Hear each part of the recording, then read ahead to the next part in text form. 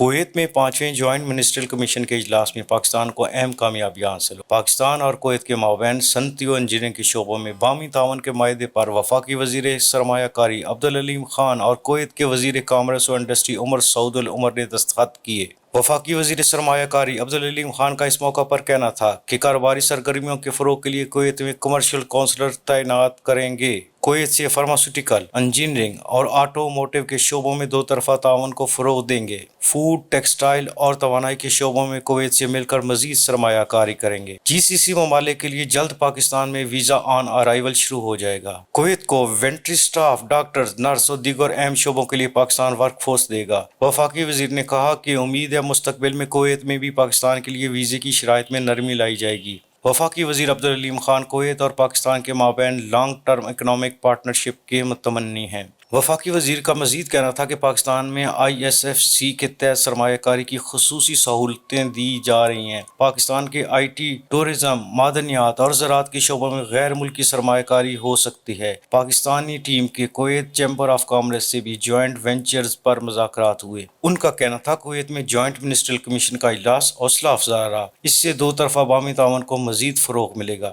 Kuwait کے life stock کے معروف ادارے المائشی سے بھی اہم مشاورتی اجلاس ہوا، جس میں پاکستان کویت کو دودھ، انڈے، گوشت اور دیگر ڈیری پروڈکٹس میں ایکسپورٹ کر سکتا ہے۔ وفاقی وزیر عبدالعلیم خان نے کہا کہ دورہ شاندار رہا، مہمان نوازی سے لطف اندوز ہوئے۔